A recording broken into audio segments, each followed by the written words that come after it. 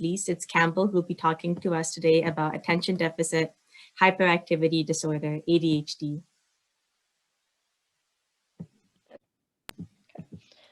The girl who could, living with ADHD. Disclaimer, this is not what everyone's life with ADHD is. It's just a specific point of view, and it's different for everyone. What this presentation will be. It will be explaining what ADHD is from the point of view of a fictional young girl named JC. And we will see how the diagnosis of ADHD changes someone's life, and we will see what school is like and how ADHD affects family life and social life. Basically, we'll see what living with ADHD is really like through the point of view of someone with ADHD and the people around them. Meet JC. JC is just your average 7-year-old, loud, outgoing, funny, caring, and she has an older brother named Gabe. This year, she'll be going to into second grade at a new school called GMS, but she isn't worried because she makes friends easily, and she is just your basic little girl whose favorite color is pink and loves dolls and princesses. Her school life. In school, JC instantly became best friends with a girl named Rachel. They were inseparable. They were like SpongeBob and Patrick. But in other aspects of her school life, weren't going as great. In the classroom, JC was very talkative and disruptive. She would blurt out answers without raising her hand, and she would talk to her friends while the teacher was trying to teach. Teachers took note and moved her to have her own desk, not in a pod. She would also easily get distracted and not pay attention. JC's teacher had a meeting with her parents, and they both noticed JC's behavior at home and in school. JC's parents expressed their concerns with her pediatrician, Dr. Pringle, and he recommended putting her on medicine to help her with her excessive talking. JC was put on medicine to help with her talking. It worked, but it wasn't the best solution. Second grade came and passed, so did third, and she was still that loud, talkative kid like she always had been. In fourth grade, Rachel moved away, but JC quickly made new friends. She was having problems with her times tables and had to work with the counselor for math. In fifth and sixth grade, she went to a new school because she moved to DC, but luckily it was easy for her to make friends because she went to the school when she was in first grade. In fifth grade, her brother was diagnosed with ADHD and was put on medicine. JC's parents suspected that she also had ADHD. As usual, JC was good in the friend department, but the rest of school, not so much. Not so much. She really struggled with math in fifth grade, but in sixth grade, her teacher really helped her and she got better. She was also very disruptive, and her teachers would have to send her and a few others out into the hallway because they wouldn't stop talking. Seventh grade, JC moved back to her old school because her mom's temporary work assignment was up, and she was friends with the same girls, and it was like she never left. She still struggled with math, and she had a tutor, and she was really excelling in English, though she had a really tough English teacher. Also, she wasn't just talkative anymore. She was also inattentive. She wouldn't pay attention to details, and she wouldn't follow directions because she wouldn't read them thoroughly. She wouldn't think what she was going to say before asking questions, and would ask a lot of obvious questions, and this frustrated her teachers because they could tell she was very smart and wasn't applying herself. The diagnosis. The summer before 8th grade, JC's parents took her to get evaluated for ADHD. She did a variety of multiple tests, including reading out loud passages, visual puzzles, reciting a sequence of numbers or shapes forwards and backwards, calculations, sentence reading fluency, spelling, writing, and reading comprehension, decoding nonsense words, and matrix reasoning, etc. She tested average in math and calculations in memory, and she tested high average to superior in English. And JC was diagnosed with ADHD. The test administrator explained to JC and her parents what ADHD was.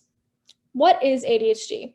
ADHD is defined as a chronic condition including attention deficit, hyperactivity, and impulsiveness due to the lack of dopamine in the brain. But it's much more than that. It's not just fidgeting and having trouble focusing. Symptoms include cognitive, forgetfulness, difficulty focusing, problem paying attention, absent-mindedness, or short attention span.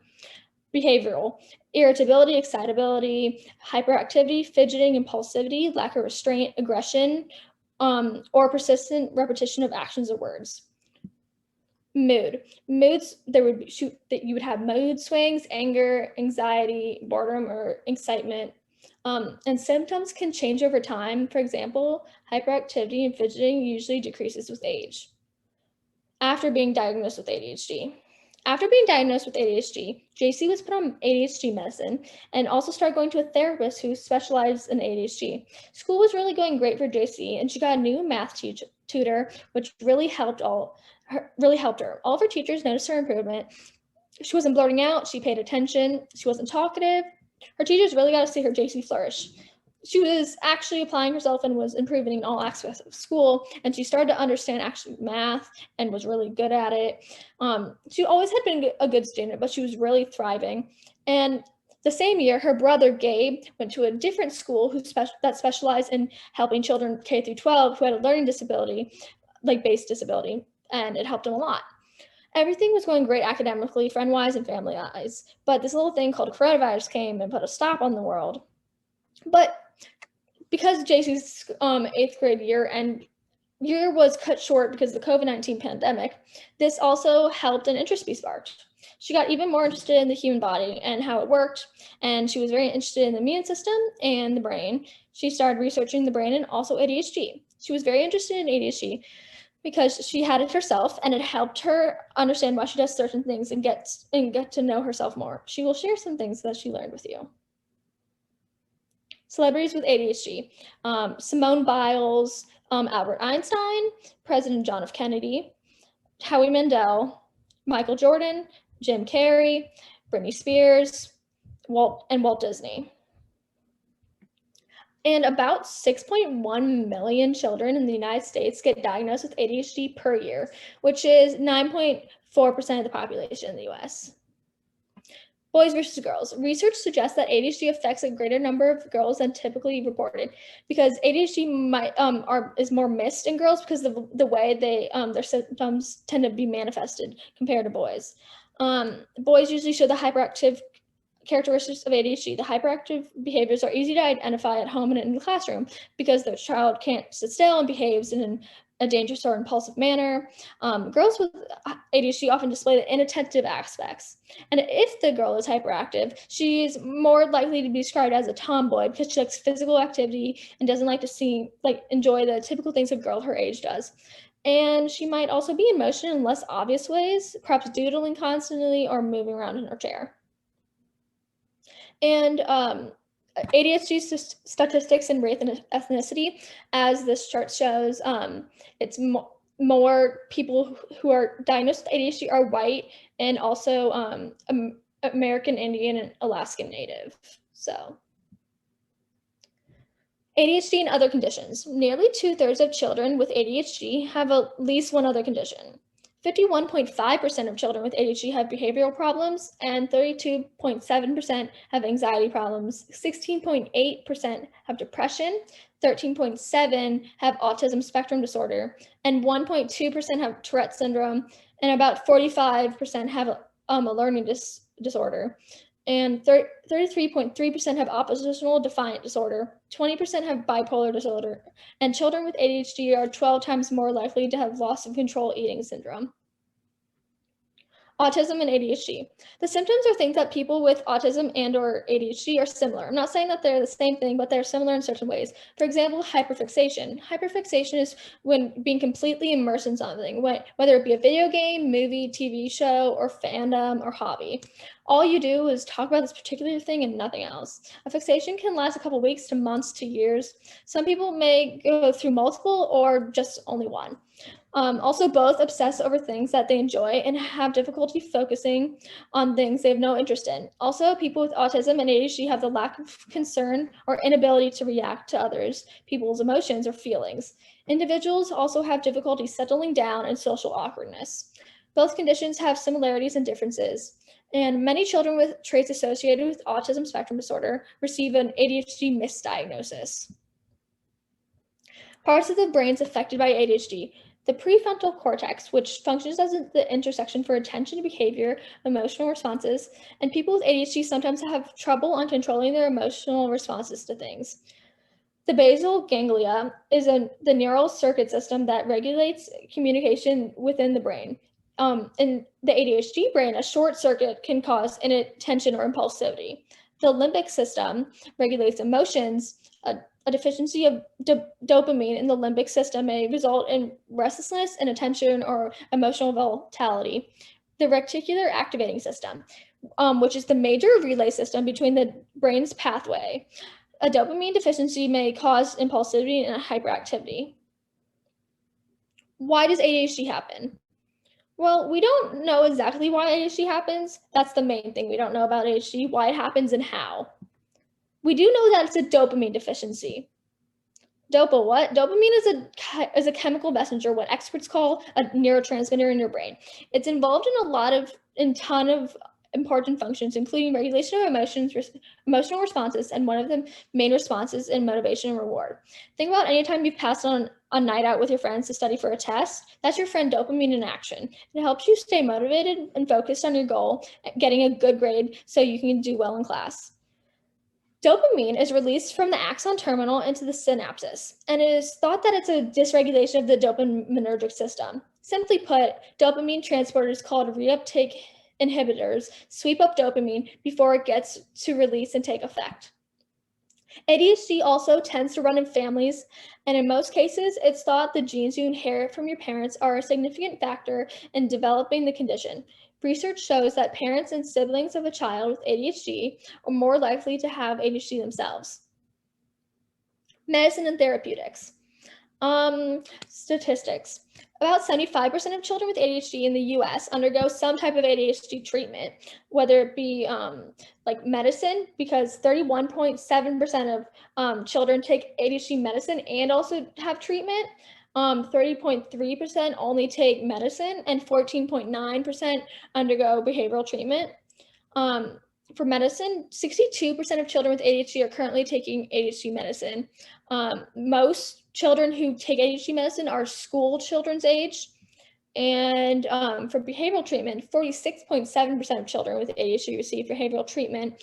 And school support, 80% of children with ADHD receive some sort of school-based supports. 31% participated in parent training, 40% underwent social skills training, and 20% received cognitive behavioral therapy. What does ADHD medicine do? Well, the main treatment for ADHD is a stimulant medicine, dextroamphetamine, methylphenidate, amphetamine sulfate, and which increase synaptic dopamine by directly blocking dopamine transporters, also called DAT. DAT is a protein that removes dopamine from the synapses and deposits it into surrounding cells, which terminates the signal of the neurotransmitter dopamine, because when dopamine is removed too quickly, it doesn't have sufficient time to exert its effect. Although these medicines are effective, they are frequently associated with various side effects, including risks for future substance abuse disorders in ADHD patients. This is because it creates a pleasurable feeling in the user's brain of being high, which is because of the stimulation in the brain's reward center. Dopamine unlocks these electrical stimulation of these areas because dopamine is the neurotransmitter that's strongly associated with feelings of reward and pleasure. Treatment with methylphenidate, which blocks dopamine transporters, it's successful in reducing the symptoms of ADHD, but also a considerable amount of patients show no or only an inadequate response to methylphenidate. Studies have suggested it may be due to some extent to genetic factors, but we need a balance between blocking the DAT completely or not at all and having them sweep up dopamine too fast. We need a balance because the lifespan of synaptic dopamine prolongs by approximately 300 times, and the synaptic dopamine content increases by 5 times in the absence of DAT. Research. The branches of neuroscience that research ADHD are neurobiology, which looks at the etiology and genetics, neuroimaging, which looks at the structure and function of the brain, and cognitive neuroscience, which looks at the cognitive functions of your brain. Recent discoveries and breakthroughs. In 2018, a study from the GWAS meta-analysis of ADHD found 12 specific genomic regions associated with the ADHD. The research reveals that the genetic underpinnings of this commonly inherited condition suggest that this discovery is only a small part of the wider genetic puzzle that makes up ADHD. And also on August 9th, 2018, the FDA approved Jornay PM extended release capsules for patients under 6 years old. And it's supposed to be taken before bed, and it's designed to control ADHD symptoms from the time of waking up and last throughout the day. It's essentially supposed to help control those early morning symptoms before when you take your medicine in the morning. If you take your medicine in the morning, those your medicine doesn't kick in until like an hour or so, or like whatever, so that it helps like extend that time so there's no like gap. The GWAS meta-analysis of ADHD. This study has 20,133 people with ADHD and 35,191 controls. This is a Manhattan plot, and the horizontal red line represents the threshold for genome-wide significance. There are 12 loci associated with ADHD were identified. These are represented as the orange diamonds. Specifically, several of the loci are located in or near genes that implicate neurodevelopment processes that are likely to be relevant in ADHD, including FOXP2, SORCS3, and DUSP6. There are 12 loci in the following chromosomes, and these are the genes affected. I'm not going to read all of those out, but I'll give you a second to like look at it if you want. Okay. Fun facts, mostly about teens and stuff. ADHD was the first disorder actually to be found to be the result of a deficiency of a specific neurotransmitter. And also, it's a myth that you grow out of ADHD, and it's just that your symptoms usually change. They don't completely go away. And there are actually 3 types of ADHD: inattentive type, hyperactive, impulsive type, and combination type. Also, raising a child with ADHD costs 5 times more than raising a child without the condition, according to a study that found neurotypical families spend an average of $2,848 per child per year, compared to $15,036 spent by families with ADHD children. ADHD in adults is underdiagnosed compared to children, and teen drivers diagnosed with ADHD are more likely to be in a traffic accident, be issued traffic violations. Adolescents with ADHD clash with their parents more about issues than adolescents without ADHD do. And adolescent girls with ADHD are more likely to struggle with social difficulties and have a poor self-concept compared to boys with ADHD and women without ADHD. Teen boys with ADHD are more likely to experience problems with attendance, GPA, and homework. Male teens with ADHD miss school 3 to 10% of the time. Starting high school. JC started school at an all-girls private high school in the fall of 2020. The COVID-19 pandemic was still going on, so things were different. Everyone had to wear masks, no lockers, one-way hallways, social distancing, desks had to be 6 feet apart, and constant hand sanitizing. And everyone at the beginning of the school year was half virtual. But throughout all this craziness in the world, it was a really amazing experience, and JC made a lot of new friends. And she even joined the dance team and had so much fun. Not only was her social life and going well, her academic life was soaring. She didn't need a tutor of any sort, and she was excelling greatly in all subjects. And by the end of her freshman year, she had straight A's all year long and an above 4.0 GPA.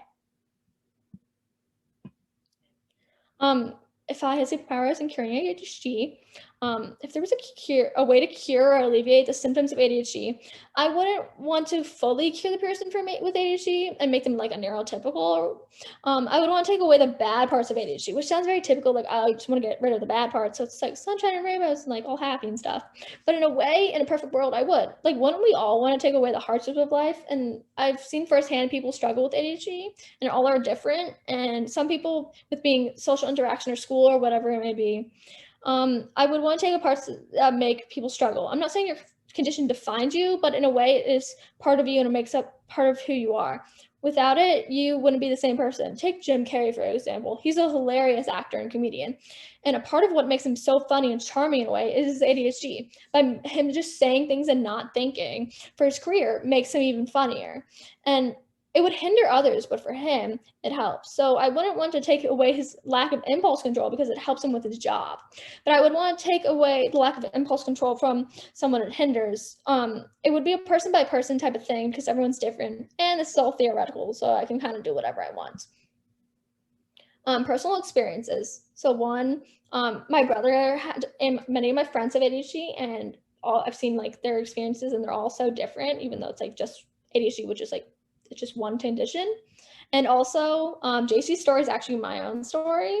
And I felt like I wanted, like, showing the actual point of view of someone is more valuable than just looking at a bunch of facts off the internet when trying to learn about something, and helps you actually make a connection. When you connect with something, you are more likely to remember it. Okay, so reflection. Well, because this project was about ADHD, and like I just previously shared, that it was my story I shared. So obviously I have ADHD, and this project helped me learn more about myself and help understand why I do certain things that I do. For example, like why when I set something down and I'm not paying attention, I absolutely forget where it is. It's because of this thing called object permanence. Pretty much object permanence is this thing that's very important in early childhood. It's knowing that when your mom leaves the house, that she's coming back and she's gone forever. It's knowing something exists when you don't see it. This project really made me think about how ADHD affects people's lives, including my own. And that's there's always more than what meets the eye, which is, I know, a very typical phrase or whatever. But that's why I chose to call this presentation "The Girl Who Could." You can finish that sentence however you like. The girl who overcame obstacles, the girl who succeeded in school, or whatever. And it's not just about me. It's just anyone, and it's not just anyone with ADHD. It's everyone. All of us every day overcome obstacles and hardships. Some of us get up at 7 a.m., make a smoothie, go for a run, and work all day. And some of us get up at noon and lay in bed because that's what their body needs. Everybody overcomes different things, and some people's things are harder than others, but that doesn't mean your struggles and your overcomings aren't valid because they aren't as difficult. So, yeah. And these are my sources. Thank you for listening. Wow, that was a really great way to end all the like presentations. Campbell, that was a really, really great presentation. I'm sorry if I made you feel rushed to begin with. Sorry about that. I didn't think before I said that, but I think you did a really, really good job. And I love how you made it into a story of your life in a really great way, and talked about reflections and about common common myths, common misconceptions, your life experiences as well, and even brought in the some of the sciences that we learned, brain regions, genome-wide studies, some of the findings that people have had about ADHD and dopamine as well. So I think that this was really, really well done. And just as you said, like as you guys go out in the world, you guys, like I gave you guys topics to choose from, and you guys all did it well. I wouldn't say one is better than the others. I think they're all really beautiful, all really well done. And I think this reflection is really great, Campbell. And I hope you guys can continue reflecting. I was looking over what you guys said yesterday about the top 10 things that you learned in these past 3 weeks, and I hope you can take it going forward, because the idea is that you guys have a lot of these tools and a really strong interest in neuroscience, and whatever you do, I know you guys are going to make a huge impact in the world around you. You guys are already so thoughtful, so advanced and talented, and you guys gave such amazing presentations in a relatively short time span. And that's something to be really, really proud of. And hopefully this involved you guys connecting a lot of the dots that we talked about in this quiz. So I thought that was a really well done presentation as well. And thank you for sharing that. Did anybody have any comments as well for Campbell? Any thoughts as well? That was very nice. Thanks. Yeah, and I agree that, each of us thinks in different ways, and I think that these things are really, I think these are really beautiful presentations that, in some ways have you thinking about science. And as you go ahead, there are like ethics related to genome-wide studies, related to advancements in these fields, and genetic engineering. And I hope that you guys can, at this age, you guys are super malleable, but I'm super proud of you guys for being very empathetic, very compassionate students from around the world. And I hope wherever you guys go next, I hope you guys will keep in touch as well. But I hope that you guys will take these concepts and continue to apply them whenever you see people being bullied or mistreated because they're different or stigmatized. I hope you can understand that sometimes they're not trying to be difficult. It's something about how they're wired, and they may not understand where you're coming from. So I hope you guys can continue passing on these acts of kindness and understanding to other people. And maybe one day you guys could be those people who research or help advance science in these fields, because there's so much that we don't know. And another thing is that even if ideas are challenged, or things have been done one way, that doesn't mean that your ideas are any less valid. So if you have an idea, you should go through with it. And as you look into colleges or what you want to do, look at whatever you guys are interested in. And the idea is that you guys are really strong, smart, talented, empathetic people who are really, really phenomenal. Like these presentations are what people in undergraduate or even graduate school would typically give such presentations, I could imagine. So you guys should be super proud of the work that you've done and how much you've understood. And even the articles that we're looking at as well, like, so you guys can see that science is everywhere and there's so many branches that you can go in. And I'm super proud of all of you guys. And yeah, this has been a really amazing experience. So thank you guys. A huge round of applause to all of you guys.